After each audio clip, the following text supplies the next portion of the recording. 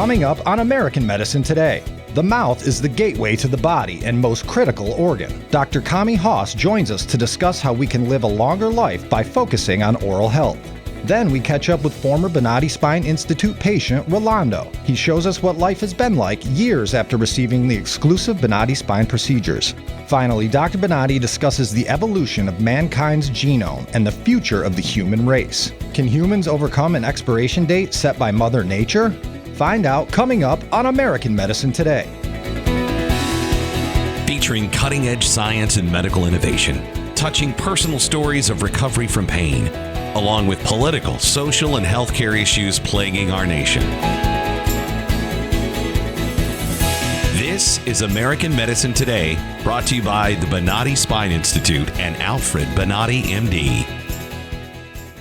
Thank you for joining us on American Medicine Today. I am Kimberly Bonati alongside Ethan Youker. So, already named a #1 release in the dental hygiene category on Amazon, a new book is being called A Patient's Guide to Oral Health and its Impact on Your Entire Life. So joining us right now is Dr. Kami Haas, author of If Your Mouth Could Talk. Thank you for joining us, Doctor. Thanks. It's nice to be here. Certainly. Now, you say that everything in the human life cycle is related to the mouth. Why don't you explain what exactly that means and talk more about the oral microbiome? Yes, of course. And when I say everything, I literally mean everything from conception to death. So let me kind of go through that. If someone's oral health, a mom and a dad to be's oral health impacts fertility. Okay. So on the mom side, fertility; on the dad side, the sperm quality and count. So it impacts conception and fertility at that point.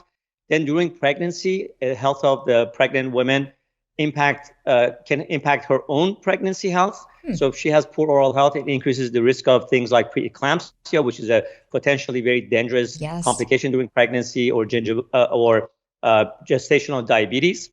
It can impact timing of birth, which would impact the baby. It could cause low birth weight if the mom has poor oral health.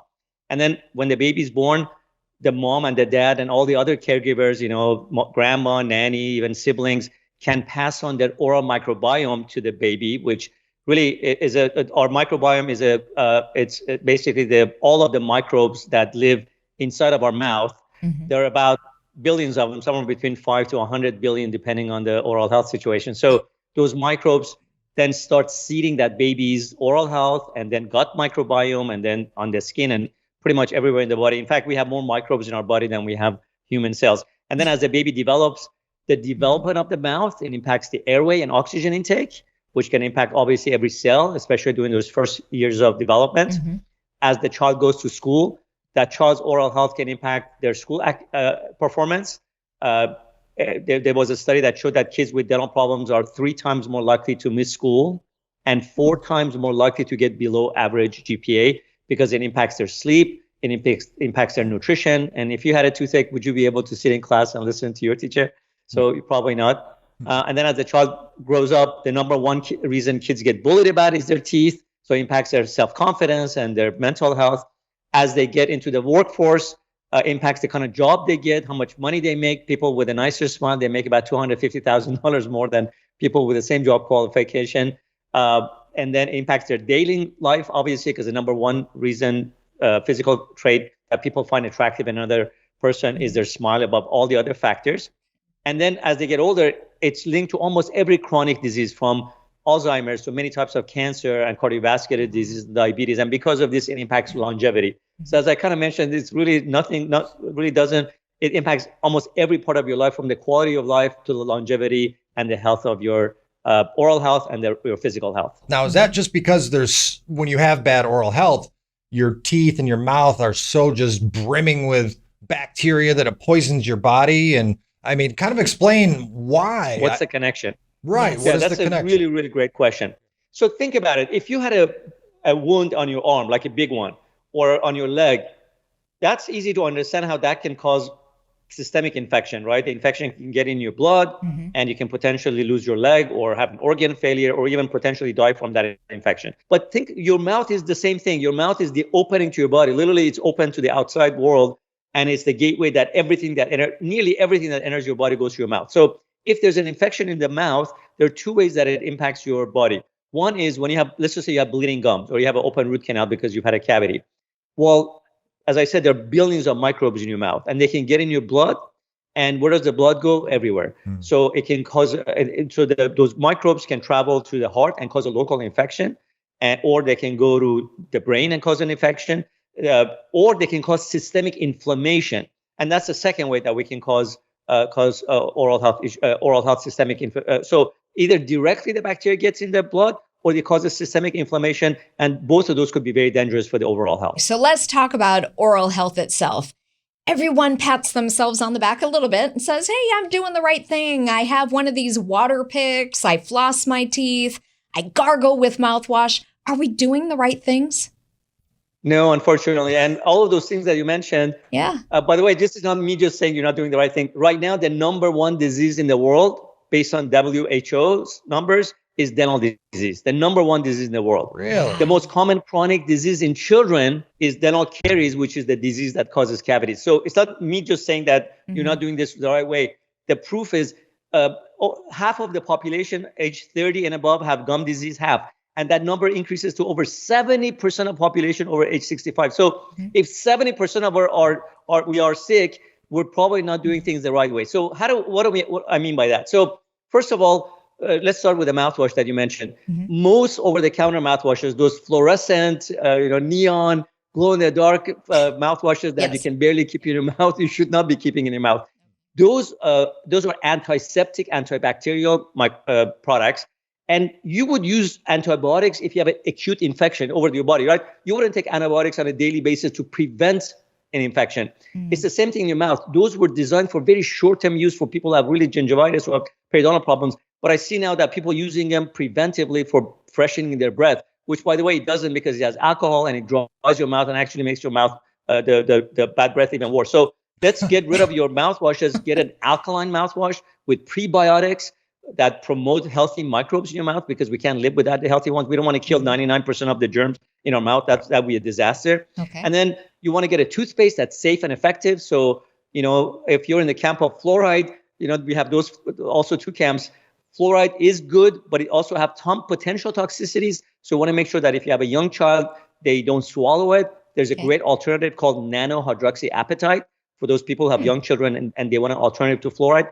And then you want to brush your teeth before meals, not after meals. That's another mistake I see everybody does, because our mouths become acidic when you eat for about 30 to 60 minutes. And that's the worst time you want to brush your teeth. So those few changes can make a big difference in your oral health and overall health. So you say brushing your teeth before a meal. Okay, so we switch to that. Then you have a stinky meal, something with like onions or garlic.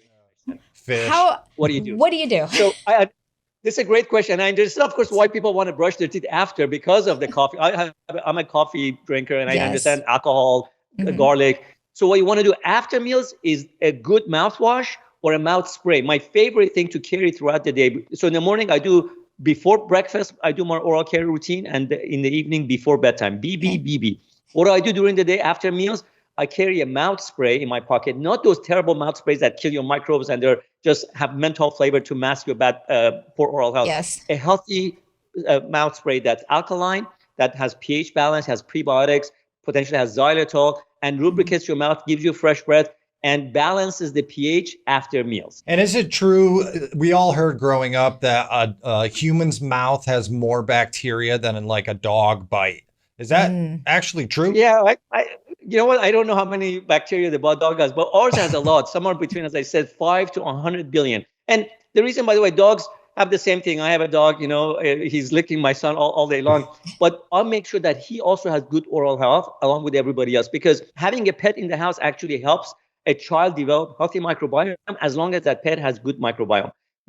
So everybody in the household needs to take care of their mouth, because we all pass our microbes along to others. So that includes the house pet. Can you explain why something like an oral pick or these flossers are bad for your oral health? Yeah, I wouldn't say they're bad, but they're categories. Like the best floss is a regular floss that you wrap around your finger. By the way, flosses could be terrible too. There are flosses that have petroleum-based waxes and PTFE, and the coated ones. Teflon is a brand, so you don't want to use those. But if you get a good floss, nylon, silk, and it has ingredients in it like xylitol or erythritol, and it has beeswax, then you can, those are my favorite because you use a clean part of it between each tooth, right? Because you get the clean side. If you can't use those, flossers are a good alternative. It's just not my favorite because you're taking the bacteria from one corner to the other. And then if you can't use those, then water flosser is my last alternative. It's good, but it's not as good as regular floss. Thank you so much for keeping our oral health happy and healthy. I got to go brush my teeth right now. So. Exactly. Dr. Kami Haas, author of If Your Mouth Could Talk. Thank you for being on the program. Thanks for having me. Make sure you stay tuned. Coming up after the break, a story of recovery. Revolutionary in his field, Dr. Bonati created, perfected, and patented the Bonati Spine Procedures. Using his genius, Bonati invented the precise tools necessary to minimize surgery, scarring, anesthesia, and recovery. So successful are the Bonati Spine Procedures, they consistently reflect 98.75% patient satisfaction. 75,000 procedures have been performed exclusively at our location. Nearly half our patients suffer from failed back and neck surgeries at other facilities. Visit askbonati.com. I'm Rolando Q, aka Buddha. I'm a sales professional. Actually was a bartender for a long time as well, which probably attributed to some of my back issues, like not lifting up kegs right or cases of beer, stuff like that. But then I transitioned into sales, where I'm pretty much sedentary, sitting all the time on the phones, on the computer. Hobbies, martial arts is definitely one of them. I've studied Kali, Jeet Kune Do, Brazilian Jiu-Jitsu. I like lifting weights. I like going into the gym and kind of zoning out. After a workout session, Rolando's life suddenly changed.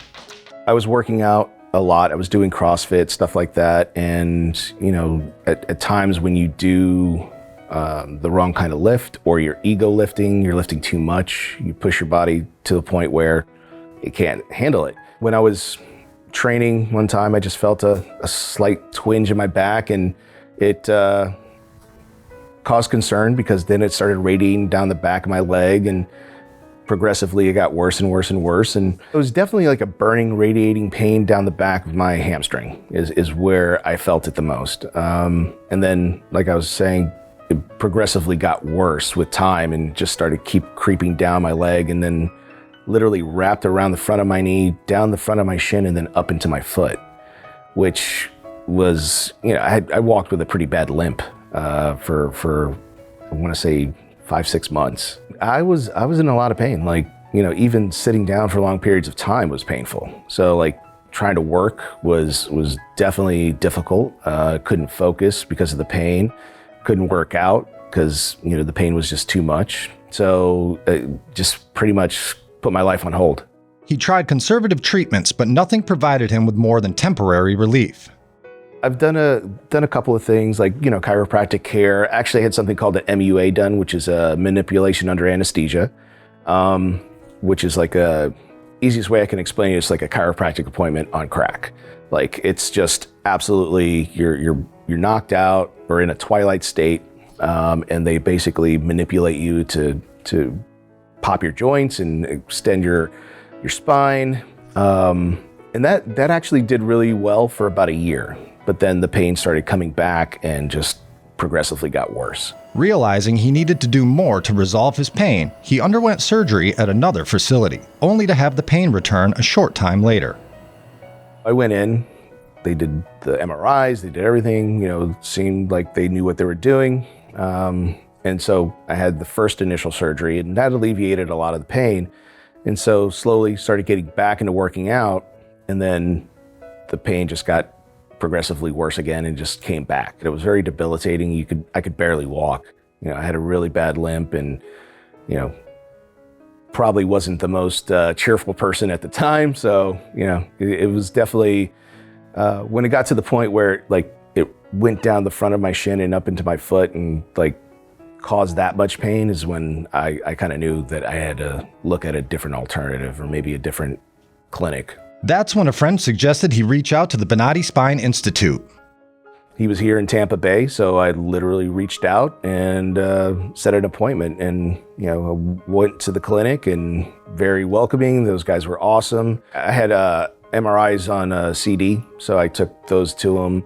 But even before he even looked at them, he had me walk around the office and had me sit down and said, I'm gonna say some things to you, and don't answer me until I'm done. And basically he's like, this is happening, this is what you feel, and everything he said was spot on. He took a look at the MRIs and he's like, well, I'll be honest with you, you need to have 4 surgeries. You have 4 discs that are messed up. Yeah, it was scary, but the fact that he called it out like that, and it's like, look, you have an issue that is going to require this. And the fact that he was the only doctor, because there was 2 other doctors I saw before I saw him. So he was like my third opinion. And the fact that he addressed the 4 discs and says, we can get this knocked out at once, was enough to push me to go, okay, this is the guy. This is the guy I need to go to. This is the guy that's going to get it done and get me fixed. And again, I so happy that I did, and it's probably the best decision I ever made. In July of 2015, Rolando had 4 targeted Bonati Spine procedures. It was a little nerve-wracking, but they made me feel comfortable. They made me feel everything was going to be fine. And then, actually being able to be to participate in the surgery itself and be able to identify where the pain was different. And it was easy. It was very easy. It made it really comfortable for them and for me. It was definitely a different experience for sure. And the fact that I could participate and be like, yeah, that's where the pain is. And then just to feel them cut that out and just an instant relief was amazing. After his procedures, Rolando was told he needed to walk to aid his body in recovering. I didn't need any braces, didn't need any canes, nothing like that. The physical therapy was just make sure you're walking at least every couple hours. And so I would literally walk around my block 3 or 4 times. Now, 7 years after his exclusive Bonati Spine procedures, Rolando is still lifting weights, practicing martial arts, and enjoying everyday life pain-free. Feel great, feel good. I can walk, I could dance. I work out 5-6 days a week. I would recommend Bonati Spine Institute. Absolutely. Without any hesitation. Left uppercut, good. 1, 2, ha! That's it. I think everybody was shocked, like, really, you had surgery today? I had a drain tube. I was at my desk doing payroll for 200 employees, worked till night, got up, went to bed. Actually, the recovery was great. I mean, I really immediately felt the difference. I was able to go back to work within a couple of days. And when I got up off that table, it was like, like a reborn again when I was able to walk off that table and walk out and go for lunch. I went in there at 10 o'clock, got operated on. At 12 o'clock, I was walking out on my own. We went to the Bonati Institute, and that was the day, the turning point in my life. This type of surgery is so much more advanced, and the recovery time is so much less that it's just a no-brainer. If you've got pain, go to Bonati. This is the honest to God truth. And was recovering, I didn't feel anything. The pain that I was suffering is gone. I can go back to work in like 3 days. The surgeries that I had, actually, I recovered very easily from, I would say. I actually went to work the following afternoon. That afternoon, when it was done, I actually felt so much better already. 6 days after surgery, I was back in the gym, slowly but surely working my way back to fighting, back to basically 100% of fighting. So 6 days, and everybody was in awe, like, didn't you just get out of surgery? I'm like, yeah, I feel great. First time I came in here was Monday, and today is Thursday. I've had 2 surgeries and am doing fantastic. I'm still in shock that I can walk. That's all within 4 days. Bonati succeeds where others fail. Welcome back to American Medicine Today. So today, Doc, you wanted to discuss gene editing and why it's become so important? If you look today, around 99% of the species that they were on this earth, they are extinct. Seems to be that Mother Nature put the time of life expand on these species. Like an expiration date kind of built in. Like an expiration date. Yeah. and it is sealed on our chromosomes. And what is amazing to see this is when these species, they disappear, they are created by changes that happens in nature or behavioral changes. But for example, something simple, a change on climate, that enormous amount of cold or enormous amount of heat will demand that that species will do some accommodation to those changes to be able to survive.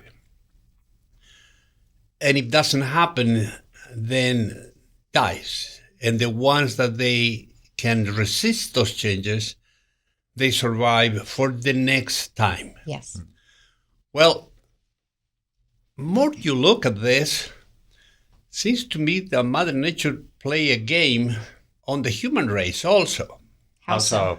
Because if you look, the human race has a sex chromosome on the female that is XX, and the sex chromosome on the male that is XY. Seems to be in the last few centuries, the X chromosome is strong and remains strong. Yes.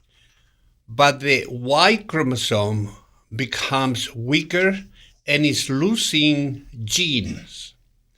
And it's calculated that in the next 11 million years, the Y chromosome will be removed, will disappear. Why do you think that is? I think what it is that Mother Nature already create a lifespan for a human of all this time.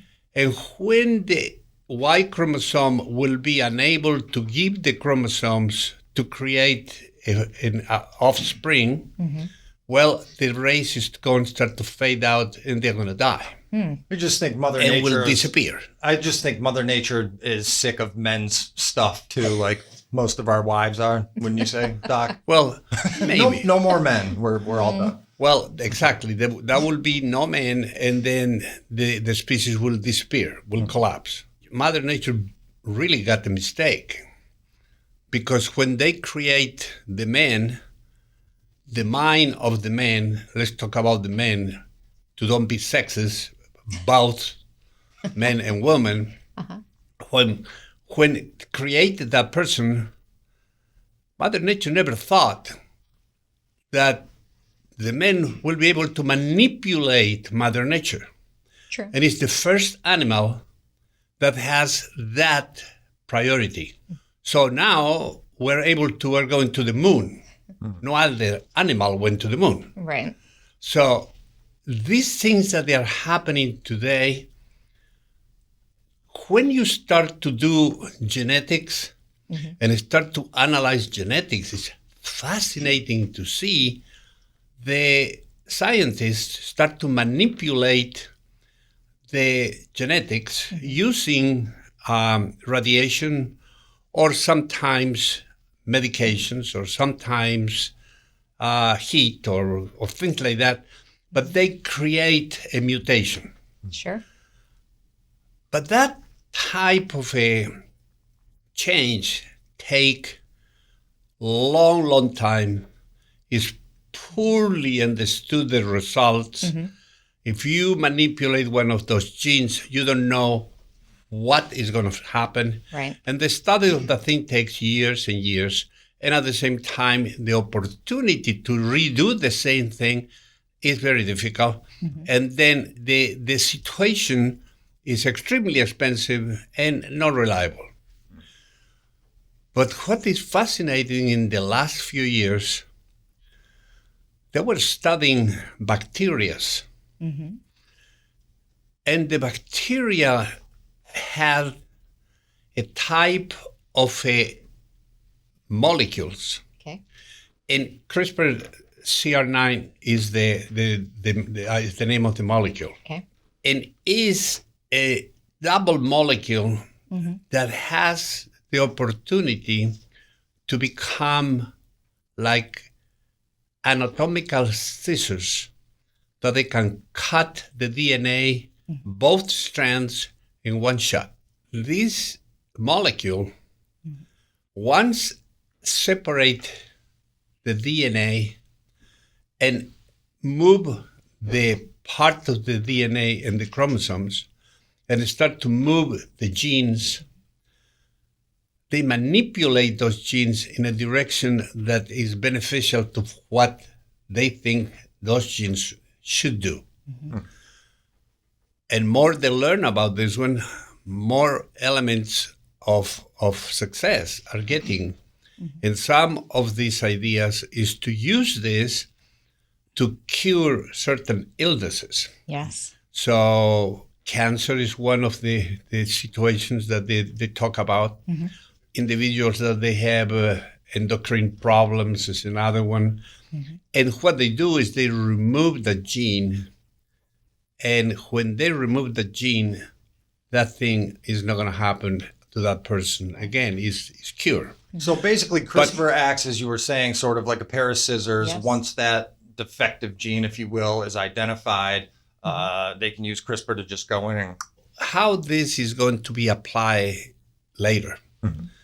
And not only is it's going to work with some illnesses, but guess what? If Mother Nature is trying to put the end of the human race, the human now has the opportunity to manipulate the genes and create and recreate the chromosomes. Why? And if they do that, then we're talking about a total manipulation of Mother Nature. So this is what's so fascinating. The more you look at these things, more science fiction becomes all this field. Yes. And the opportunities to do that are coming enormously today, and there's a lot of research being done. And we will continue talking about these things because I'm telling you, some ideas that come there are just absolutely crazy. Well, we'll have more of that on a future episode of American Medicine Today. Thank you for watching. Check us out anytime on the American Medicine Today YouTube page, and we'll be back next Saturday, 4 p.m. Eastern, right here on Newsmax. If you have any comments or questions, contact us at the number below. You can tweet at Dr. Bonati using hashtag American Medicine Today or hashtag AMT. We would like to hear from you.